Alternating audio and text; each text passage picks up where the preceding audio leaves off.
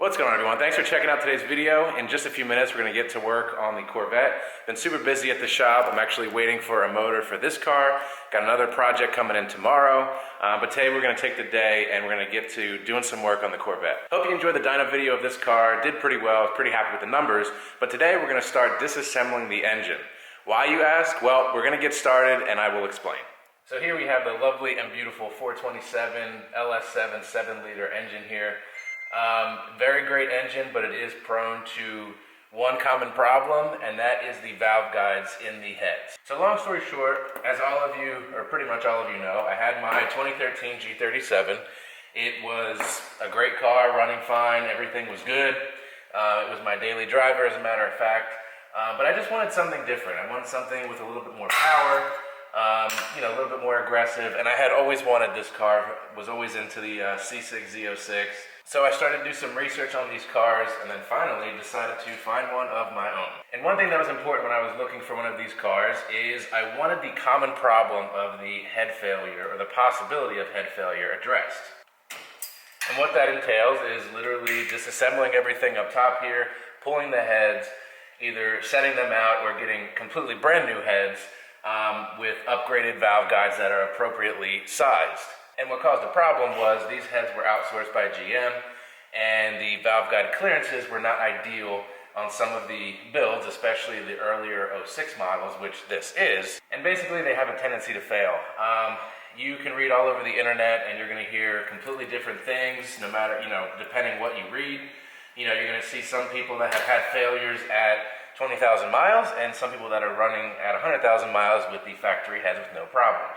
But all that aside, that's not really my issue. So when I was looking for this car, I wanted to make sure that I got one that had been fixed already. I don't want to take any chances. As unlikely as that may be to happen, the head failure, I don't want to take any chances. This is a car that I want to basically beat the crap out of, drive every day, and I want it to be fairly reliable, which these engines are once the head problem is fixed. And if you look at listings for these vehicles, 9 times out of 10, you will see in the post right there, heads have been fixed, what company, what was done, or it will say original heads not fixed. And now if that's the case, the heads aren't fixed, so be it, I'll do it myself, but I want to know that up front when I'm buying this car. So to get to my point, this car was listed with many modifications done, a lot of which I can verify, headers, exhaust, that sort of thing. On top of all that, it was listed to have a K-Tech cam, all supporting valve train, springs, retainers, lifters, all that sort of thing. And it also stated that the heads were fixed with a K-Tech head package. So get the car, the previous owner actually provides me with receipts of parts that were purchased and supposedly installed in this car. And on one of the receipts, the K-Tech head package was listed. So not only was I told the heads were fixed, but I was provided with receipts, so I felt pretty confident that this was taken care of. So went and got the car dynoed. Like I said, it made, or as you saw in the previous video, if you watched it, it made about 540 wheel horsepower, not bad. But I did think it would be a little bit more with the heads being done. So dug a little deeper and checked out the heads further, actually contacted K-Tech. Come to find out, the heads were not replaced or fixed on this car. Oh, and you see here, as I'm taking this apart, there's a little bit of a broken coil there, so I'll have to replace that.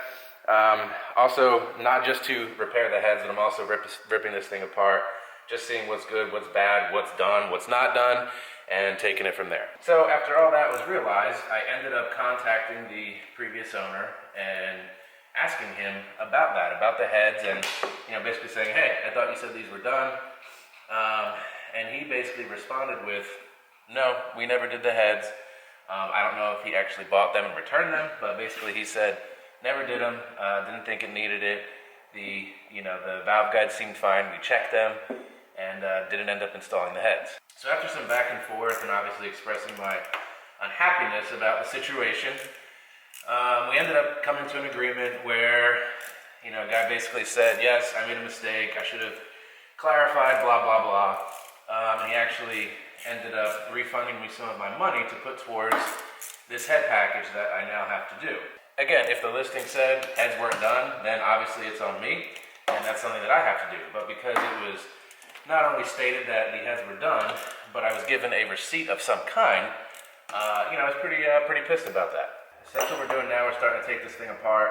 I'm doing this with hand tools, so hopefully you can hear me better instead of hitting on the power tools and making a bunch of noise. So we're just slowly getting this thing taken apart so I can pull the heads and get them sent off. All right, so we have the valve cover off. We can start to look inside. I'm actually pleased to see that it looks like the trunnion upgrade was done here. As you can see, the snap rings there, that's usually evident that that was completed. So that's a good way to start. I'm going to look for some numbers on these springs. I don't see any right now. So I can try and confirm if these are the PSI springs that were installed or said that they were installed. I believe they're the same style, the Beehive, as the factory, so it'll be kind of hard to tell unless I pull them off and weigh them and see exactly what they are. And if you look down in there, you definitely can see some tool marks on the head bolts there, so they were removed. I don't doubt that the guy checked the valves and probably just, completed the wiggle test. But that's not really the right way to check them anyway. You have to pull the springs off, retainers off, and actually get a dial gauge, all that sort of thing, and check them at the correct spot. And then check to see how much movement you do have and see if that's within spec. So we're going to continue along here, breaking this thing down. I wanted to pull the valve covers first just to see what I could see in there. Like I said, it looks like the trunnion upgrade was done, which is a plus. That's great. But I'm going to continue ripping this thing apart, getting down to where I can pull the heads off.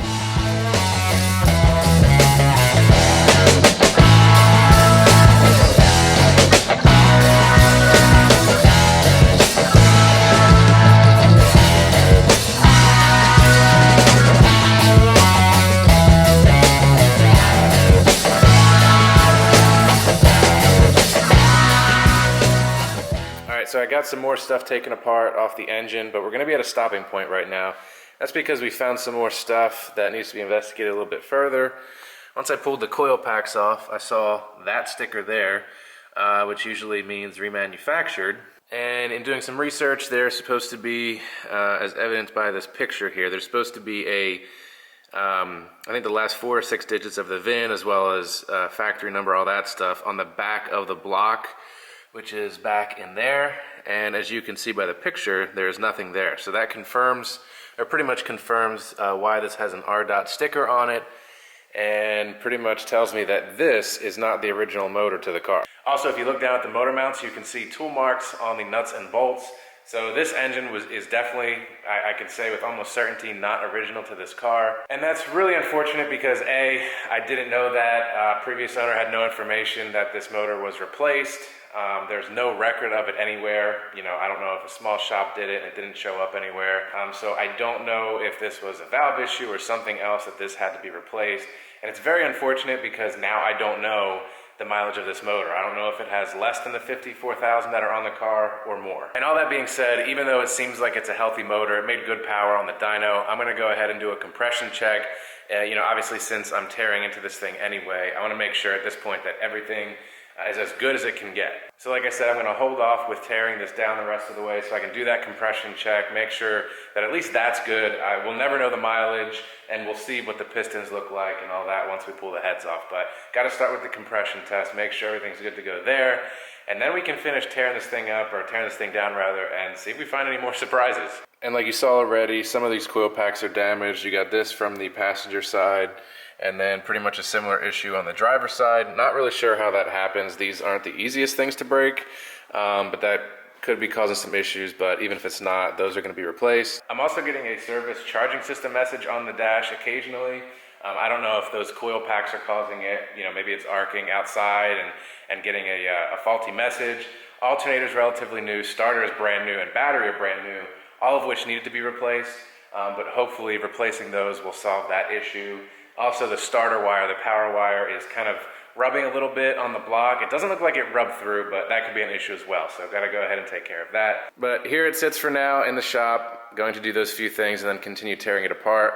I really didn't honestly want another project. That's why I thought, let me spend a little bit of money, get something that's decent with stuff already done. But apparently that's not the case. I guess maybe I'm just meant to have project cars. I don't know, but I really wanted something nice that I could drive around every day. Not that this can't be and won't be. Obviously, I'm going to do all this work and it'll be all set, but definitely wanted to just buy it, drive it, and that's not the case. So thanks for checking out the video. If you're interested to see where we go from here, where this project ends up, please consider subscribing, joining the channel. If you enjoyed the video, please give it a thumbs up. Again, I had planned to pull the heads off completely today, but we're gonna stop right now and I'm gonna do a compression test, and I have some other stuff to do. So this will be saved for another day to continue this disassembly. But stay tuned for the process. I hope you'll enjoy it. We'll get this thing all fixed up, get it back on the dyno, and hopefully make even better numbers. Thanks for all the support. I hope everyone enjoys the rest of their day, and I'll see you next time.